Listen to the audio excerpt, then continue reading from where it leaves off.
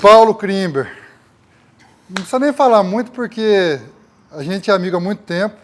Eu sou seu fã há muito mais tempo ainda. E não só como profissional, mas principalmente como pessoa. E para começar esse vídeo, eu quero agradecer você, tudo que você fez até hoje para mim, que se eu estou aqui hoje, você tem grande parte disso. E eu sinto de coração que eu estou te falando agora, porque já te falei pessoalmente agradecendo, Claro. mas eu queria deixar isso claro, porque você é um dos... Tem muita gente que me ajudou, mas você é um dos caras que sempre esteve disposto, nunca falou um não para mim, não só você, como sua família, também sua esposa, a Maria.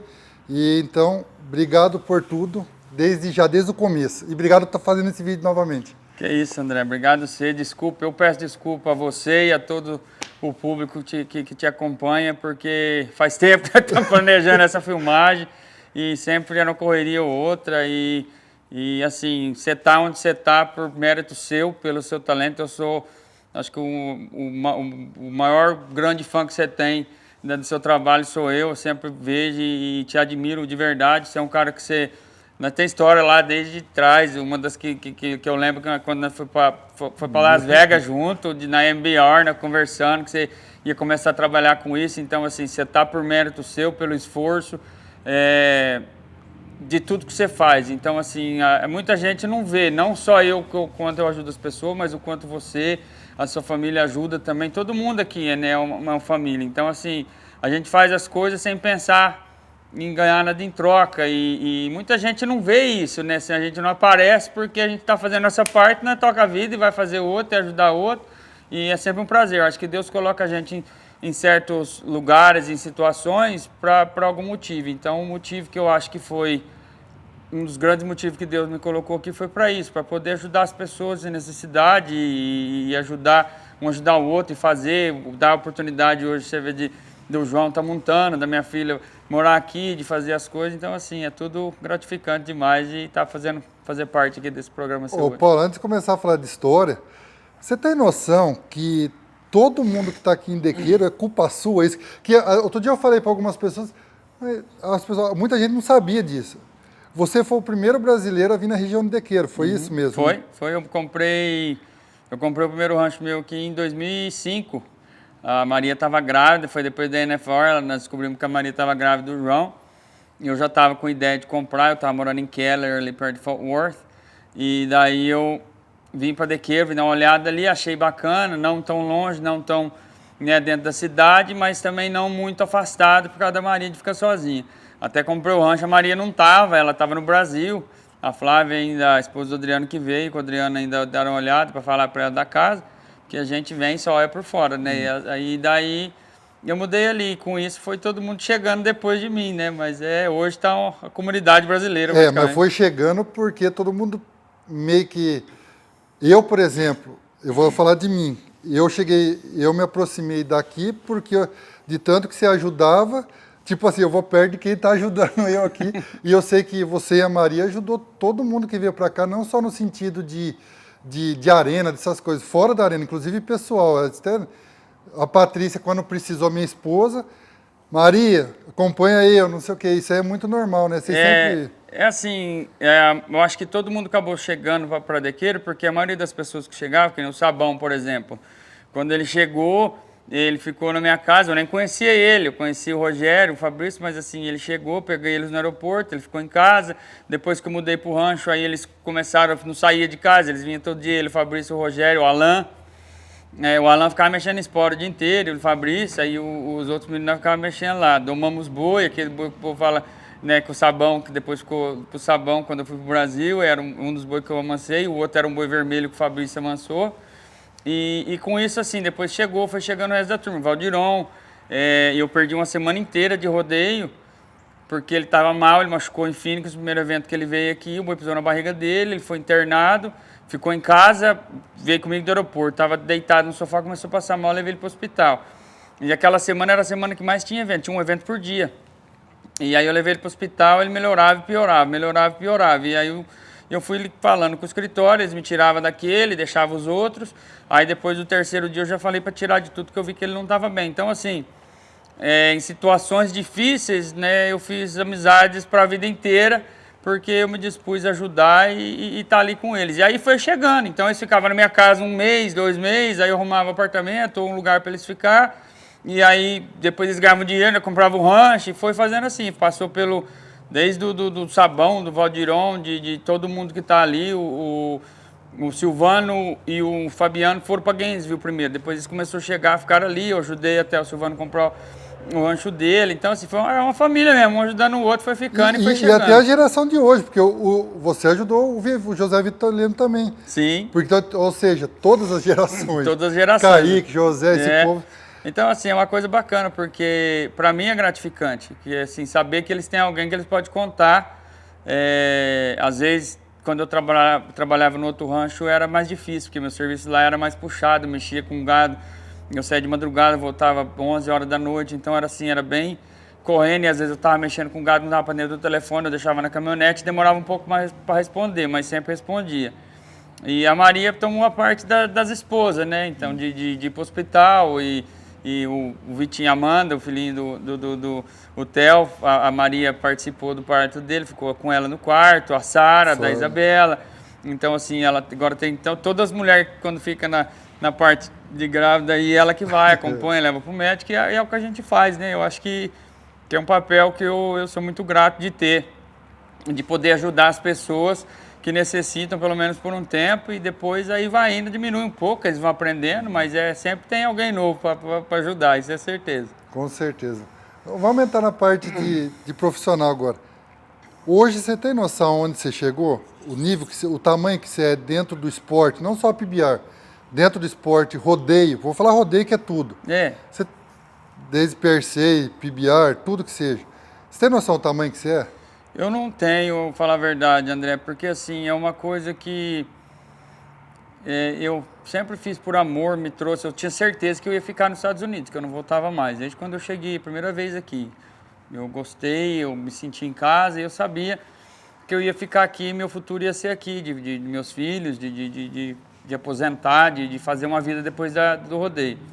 Mas nunca cheguei a pensar tão longe assim. Então, assim, eu acho que com o dia a dia, de ser competidor, depois eu fui juiz, depois eu fiscal de brete, né, de arena, agora técnico do time e tradutor. Então, assim, foi um leque. Hoje, até os caras da PBR até brinca, porque eu tô lá todo final de semana como tradutor, só que, assim, às vezes eu vou de fiscal, se precisar de juiz, hoje eu não posso por causa do João, né, se ele estiver competindo.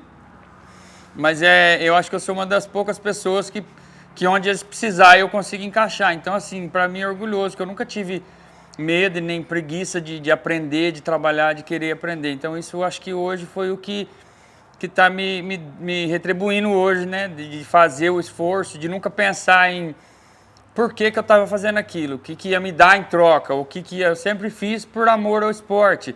E acho que, assim, Deus foi me abençoando que eu não tenho estudo, então aquilo foi meu aprendizado, foi a vida. E cada coisa que eu fazia porque eu amava e sem pensar no que eu ia ganhar em troca. Então, muitas vezes eu não ganhei nada.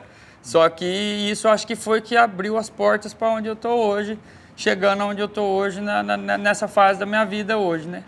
Eu estou há um tempo no rodeio acompanhando e um cara americano conversando com ele sobre você, ele me falou uma coisa que ficou na minha cabeça. Se você não concordar, tudo bem, a gente pula essa parte, mas ele falou, eu senti orgulhoso dele falar isso. Você tem a representatividade para o rodeio, você seria o Cory Lamber brasileiro. Isso é legal para você ou não? O que você sente ouvindo isso? Ah, demais, né, André? Isso aí é até uma coisa que, assim, é até gratificante de ouvir, porque o Cory Lamber é um cara que faz parte da história da PBR hoje, onde a PBR chegou. O Cory Lamber é um cara muito sério, ele era um cara bravo, só que ele sempre foi justo. Então, assim, por ser comparado com uma pessoa como ele, no papel que ele faz, que ele sempre foi sério, foi justo, fez as coisas certas. O que ele me falou foi no tamanho não, dentro isso, do então, esporte. é onde eu tô chegando. Não questão de de um cara que sabe fazer tudo, Exato. entende de tudo do esporte e representa qualquer área dentro da arena ali. Então, por isso que eu acho que é grandioso, assim, onde eu queria chegar com ele, porque ele sempre fez, é lógico que ele tem o salário dele, ele tem as coisas dele, mas sempre ele foi por amor ao esporte. Até hoje ele briga pelos peão e é o meu papel com os brasileiros. Quando eu vejo que tem alguma coisa, eu sempre estou ali no locker room, então eu converso com todo mundo, tanto americano como brasileiro, então eu sei tudo o que está acontecendo. Se tem alguma coisa que eu vejo que pode melhorar para os competidores, eu levo, eu não tenho o poder de mudar, isso aí eu não tenho, só que eu levo nas pessoas que têm. Então, através disso, eu acho que facilita, porque as pessoas que trabalham, o chão, as pessoas que estão por trás negociando, não conseguem ver os bastidores do dia a dia ali. Então, eu acho que eu sou o Corey Lambert no Brasil, no ponto que o cara falou, de levar, né, as coisas que está precisando e representar os peão como ele representava. Mas quem me falou isso foi um americano e ele disse que o Corey Lambert brasileiro de representatividade, mas não que só para os brasileiros.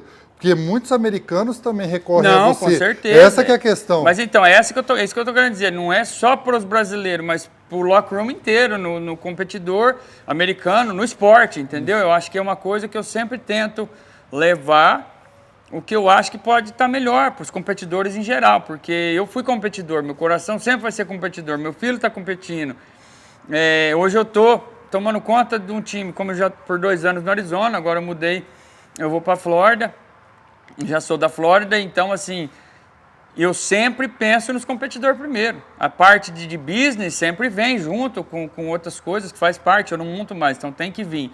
Só que a minha cabeça sempre pensa como competidor, o que é melhor para os competidores, eles em primeiro lugar, entendeu? Até porque você viveu isso a vida inteira, né? É. E fora isso, Paulo, os meninos novos que estão chegando, é que a gente vai ficando mais zerado, para não falar velho, e eu sei da tua história de superação. Talvez os meninos que estão chegando novo, eu falo menino, toda vez eu repito, com todo respeito, não é desfazendo, mas talvez não entenda 1% do que você já passou na sua vida profissional, não estou falando só pessoal, mas na profissional, porque para mim você é um exemplo como superação também, e eu acho que todo mundo da minha geração tem você era o cowboy superação, Paulo Klimber, cowboy superação. Sempre foi. Isso aí é bacana de você dizer, porque o Corey Lambert fala muito isso. É a parte que eu falo, o Corey Lambert foi um cara muito justo e ele sempre falou isso aí. Quando começou os times, que apareceu a oportunidade de eu ser um dos coaches, e ele falou isso aí, ele falou assim, todo mundo vê o Paulo hoje como o tradutor, mas esquece do que ele fez como competidor, da importância dele, principalmente para os brasileiros, que foi, né, veio um dos primeiros a vir junto com o Adriano, depois o Adriano e o Rogério. Então, assim, tem essa parte, só que eu não sei se isso é ruim ou se isso é bom. Para mim, André, eu nunca fui tipo assim, eu sempre fiz o meu melhor, sempre dei o melhor de mim para nunca arrepender de nada do que eu fiz na hora de montar. Na hora que eu balangava minha cabeça, eu sempre dei meu 100%. Às vezes pode ser que tenha me prejudicado, ter machucado muitas vezes de eu não ter largado antes ou puder ter me salvado em algumas situações. Só que eu não tenho nenhum arrependimento. Se fosse para fazer, eu faria tudo da mesma forma. Então, isso aí é uma coisa que ficou lá atrás, eu sei, hoje o João está podendo viver, e com ele isso está voltando a aparecer a parte do competidor, porque todo mundo tinha esquecido dessa parte, né? Porque eu machuquei, fiquei 3 anos parado, aí eu julguei, então a geração nova me via como juiz, como tradutor, então eles não participaram daquela fase, porque eu machuquei com 28 anos, eu estava em primeiro no mundo quando aconteceu isso aí. Foi o único ano que eu comecei o campeonato sem lesão. Então, agora com a vinda do João no esporte, isso está vindo, transbordando a flora de novo. Por quê? Porque está aparecendo montarias minhas que eu não tinha visto ainda, porque na época não tinha celular, não tinha as coisas. Então, isso tá trazendo de volta, e para mim é bacana porque eu revivo isso e as pessoas que não conhecem podem reviver também. Então é bacana de todos os lados. E uma coisa que, igual você falou que os meninos novos talvez não conheçam do juiz para frente. Só que, tipo assim, quando você chegou aqui em 98, você foi classificado através do Barretos, você chegou aqui em 98. E já na final mundial já fez 91 pontos. Como é que era o nome todo? Lawman. É. Tipo assim, você já chegou, você foi um cara que você não precisou adaptar muito aqui para montar aqui, ou precisou, tô errado. Não, eu não senti adaptação. A única coisa que eu tive que adaptar foi assim, mudanças técnicas mesmo. Minha corda eu montava com ela um pouco mais bamba, na verdade, no Brasil. Eu montava um pouco mais inclinado, dobrado, na verdade. Eu tive que levantar o corpo mais e apertar mais a corda e meio que... Eu sou um cara que eu me adapto muito com a situação. Eu sempre fui isso aí. Se eu começar a andar com você uma semana, eu começo a pegar seus hábitos. Então, acho que é por isso que eu sempre tive facilidade de morar aqui. E eu acho que vendo os americanos montar e a facilidade que eles tinham, especialmente contra a mão, eu nunca tive muito problema na mão ou contra. Eu sempre gostei mais na contra do que na mão. Então, eu acho que vendo eles montar, eu fui automático, sem perceber, eu fui, porque eu era muito dedicado, eu sempre fui muito esforçado, eu fui me adaptando com eles. Por final, assim, do meio da minha carreira para frente, rapidinho eu já estava montando praticamente como eles montam, com o braço esticado, não dobrado. Eu montava esticado, em pé, então, assim, era só que com as características brasileiras, né? Que eu não afastava, eu montava forte, eu não dava eu não dava espaço, eu não afastava da corda, então, assim... Era as características brasileiras, só que com o detalhe americano. Então, vamos dizer, talvez parecido com o João, porque o João tem, eu acho que é o único competidor que eu vejo que tem as duas categorias, as duas habilidades, né? De subir quando precisa, tanto mais, eu não acho que eu nunca consegui fazer isso. Eu só ia mais com o corpo, mas ele consegue subir e ao mesmo tempo sentar quando precisa, os boi que roda para trás, e é uma coisa que os americanos têm dificuldade. Então, assim, foi uma coisa muito bacana na minha história isso aí.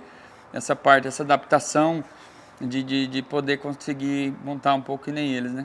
E você é um cara que, tipo, se não, todo mundo fala, a exemplo do Palermo. Eu comparo assim porque, para as pessoas entenderem que você é um pouco mais antigo que ele de carreira aqui. Todo mundo fala, se o Paulo Klember não tivesse lesão, era campeão mundial. Que até a famosa frase que eu falei num vídeo para trás, que você me corrija se eu estiver errado. Todo campeão mundial é duro, mas nem todo duro é campeão mundial. Exatamente. Então, isso é... Você sente isso aí? Tipo, Sinto. Tipo, puta, se não fosse aquela lesão... E não é nem só o Palermo, cara. Se você colocar, o Palermo foi um dos que mais machucou. Só que eu machucava mais que o Palermo ainda. Eu machucava 2 vezes por ano, todo ano. Você era o Fabrício Alva nos Estados Unidos. Eu machucava toda vez. Eu ficava 6 meses. Eu perdia 6 meses, no mínimo, todo ano de campeonato. Vários anos eu consegui fazer a final mundial de junho, no verão, de junho até novembro. Outubro, né? Que a época era outubro. Então, assim, eu sempre fui muito constante quando eu tava com, assim, pronto, sadio, sem lesão. Só que, além do Palermo, tem o Valdiron, um puta peão forte para qualquer tipo de touro, só que na hora que chegava para ele ganhar, acontecia um acidente, alguma coisa. O outro recente agora, que está montando agora, o Denner. Eu ia comparar você com o Denner nesse eu acho que assim, de quantidade de lesão e constância, eu acho que é eu, o Palermo e o Denner. É os 3 que mais machucam, assim, bem parecida. E os 3 que todo mundo fala de campeão mundial. Qualquer hora. Porque você pode reparar, o Denner, quando ele tá bem, ele volta, ele já volta parando, ganhando rodeio. Ele já ganhou 2 Velozes a semana passada e a semana retrasada. Você estava no evento, você viu, ele é um peão dos mais constantes que tem. Só que, por algum motivo, chega na hora, acontece alguma coisa e acaba atrapalhando. Mas ele tem muito chão ainda, né? Ele tá novo, ele tem... Eu acho que vai vir uma fivela na carreira do Denner, com certeza. E o Palermo foi judiação, o cara ganhou 3 vezes a final mundial. Ele era... Você tá louco. O Palermo, ele ficou em casa, ele foi uma das pessoas que ficou em casa. Eu sou padrinho de casamento dele. E ele ficou uma época, tem uma história bacana, rapaz, que o João era bebezinho, o Palermo tava ficando em casa, tratando uma lesão ali na Fitness na época, e ele ficava lá em casa. E ele ia embora no final de semana. E eles compraram, ele estava morando na escola, Bryan, perto de College Station. E a Priscila e ele compraram uma van, e a van era de fumante. E a Priscila colocou um monte de vela nessa van para poder tirar o cheiro de cigarro da van. E o João era nenezinho, rapaz, e ele estava indo para casa dele, que era na segunda, no final de semana, na sexta. E era no verão, cara, tava um calor. E eu troquei o João, eu sempre cuidei das crianças, assim, que nem gostava de trocar, de fazer dormir, essas coisas. Sempre fui um pai bem presente, ativo. E aí eu peguei a fralda dele Uma fralda bem recheada, cara. Coloquei debaixo da mola do banco do carro do Palermo, assim, quando ele não viu. E ele foi pra Brian, cara, ele falou que no meio do caminho aquele trem começou a azedar e ele foi jogar, achou que era as velas, e foi jogando vela fora e mandou o carro lavar e não saiu o cheiro. Aí a Maria ficou com dó, ligou, falou pra ele que tava debaixo do banco. Só que o Palermo é tranqueiro, ele é arteiro também, por isso que eu fiz com ele, Ô, Paulo, você sente falta dessa... Eu sinto falta dessa geração, tipo, da história de virar chuveiro, banheira de água fervendo, empurrar os outros, essas coisas assim. Você sente falta disso hoje ou não? Vamos dizer Não, assim... eu não estou dizendo assim dos novos meninos, Não, de mas você estar na brincadeira. Eu sinto demais, porque é uma coisa que é como se a gente estivesse revivendo uma infância, né, cara, de molecada. Eu acho que hoje não tem tanto isso mais, André, devido à tecnologia. Porque na época não tinha telefone. Então hoje você entra no locker room e tá todo mundo com o telefone na mão. Então é muito raro ter uma conversa entre um grupinho ali, sentar uma roda e conversar, os próprios competidores conversar entre eles. E antigamente não tinha telefone. Então assim, você ficava ali esperando chegava 2, 3 horas antes do evento. Você ficava 2 horas no mínimo ali, 2 horas e meia, sem ter nada que fazer. Então você caçava alguma coisa para fazer, para atormentar alguém. Peão à toa. Peão à toa. Você vai arrumar um negócio para distrair. E depois era a mesma coisa. E eu acho que a tecnologia estragou um pouco disso. Tanto com as crianças, em casa mesmo. Hoje você não vê criança brincando de bolinha de gude, ou soltando pipa, ou correndo para fora. Tá todo ou no telefone, ou no videogame, ou alguma coisa assim. Então acho que isso aí foi uma coisa que a tendência é só ficar pior, né? Porque... E a parceria, né? De ter os caras ali na hora, de você confiar tanto, não só dentro do vestiário, do locker room, mas na hora da montaria também, que nem eu lembro, o Adriano, que viajava mais, o Sabão, assim, que sempre apertava a corda um do outro, o Valdiron também. Na hora de apertar a corda, o Rogério, de apertar a corda ali, às vezes você tá meio distraído, você não tá voltando de uma lesão, no meu caso, por exemplo, e às vezes a corda tava muito no meio, muito de lado, o cara falou, ó, essa corda é muito de lado, bambeia e põe no meio. Nós não pensava duas vezes, bambeava e fazia, escutava. Confiava. Porque era uma coisa natural. Hoje, eu sinto que não é porque os caras não querem ajudar um outro, é porque às vezes não quer se sentir culpado. Se o cara cair, fica inseguro, entendeu? Eu acho que essa relação é onde o telefone, a tecnologia atrapalha um pouco, porque antigamente era mais, não tinha outra coisa, então um confiava no outro, você acaba construindo aquilo. Então acho que é uma coisa da que eu sinto falta, de participar e de ver também. E os times eu acho que trouxe isso aí, eu acho que o time trouxe um pouco desse companheirismo de volta. Falando em time, eu gravei um vídeo com você, não lembro que ano que foi aquele vídeo, foi 2007, 2008, que a gente gravou. Né? E eu assisti aquele vídeo, eu fiquei louco porque eu senti, tipo assim... Foi 2009. 2009. Que foi, para quem não viu, eu vou colocar o link aí pro pessoal ver, mas você meio que foi mãe de Ná ali, né? Porque você tinha essa ideia de time na cabeça, é lógico, tinha a Global Cup, só que você já tinha que você falou assim, por você montaria mais vezes com um time. Isso. Que você preferia, que você via aquilo lá como um futuro. É. E ninguém pensava que um dia o Montaria em Touro podia ser de time. É assim, aquele dia lá naquele momento, porque foi antes do Global Cup lá, que foi lá no Barretos, né? Que cada ano era num país. Não, foi depois, acho que tinha terminado. Foi depois? Tinha terminado? Tinha terminado a do México. Não, do México, é verdade. Mas essa aí ia ser em Barretos, não ia ser no Brasil, no próximo ano? Ia ser, 2008, 2009. 2009, eu acho. Daí eu só participei em 2007, que 2008 foi onde eu lesionei o meu pescoço, né? Quebrei o pescoço. Então, em 2007 eu participei da que teve, foi a primeira que teve, foi na Austrália. Então tava eu, o Renato, o Palermo, o Sabão, o Adriano de capitão. E ele podia montar se ele quisesse, mas ele acabou não precisando. O Valdiron veio do Brasil direto para lá, foi o primeiro evento que ele foi fora do país. E acho que era só isso, era 5 meses. E só que era 2 boi por dia. Então, na verdade, era 4 dias de competição, nós montamos 8 boi.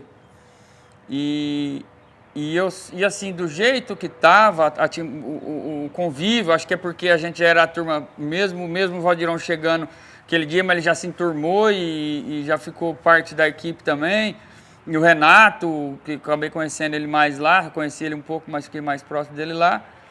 E nós começamos Tivemos assim, foi uma experiência inesquecível, porque a gente passava o dia correndo na praia, brincando, comia, fazia exercício, e daí na hora de sorteio o Adriano falava, fazia escalação. Até teve um dia que ele escalou um boi, ele colocou eu num boi lá que o Jerry Fowler tinha ganhado o round um dia antes rodando para a esquerda, e ele achou que os caras achou que devia ter colocado o Palermo. Só que para mim eu nem questionei, eu achei que era ele colocou porque ele confiava em mim, que eu tinha capacidade de parar. E ele sabia que eu não tinha lado, eu sempre gostei até mais na contramão. E daí eu fui o único competidor a parar nos 8 touros, né?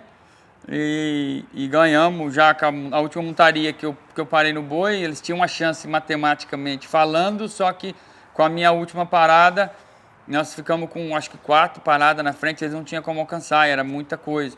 E daí já ganhamos ali naquela montaria. Então, assim, eu achei uma experiência tão bacana e queria que fosse mais vezes daquela forma. Eu falei, porque assim, eu acho que o time, o brasileiro em si, ele é muito forte já individual. A história já fala, com campeões mundiais, tudo que tem, o brasileiro sempre dominou. Então, assim, se você colocar um time de 5 brasileiros bem colocado, colocar os caras certos, é praticamente impossível de perder. E só que tem que estar todo mundo naquela entrosação, todo mundo confiando, né, com o mesmo motivo, com a mesma intenção e fazer do jeito que foi feito. Eu acho que é praticamente impossível. Então hoje os times trouxeram isso aí. Para mim, como coach, do outro lado agora é uma oportunidade de estar montando, revivendo isso de novo. E eu acho que é a coisa que eu mais procuro. Primeiro ano nós tivemos isso aí no Arizona.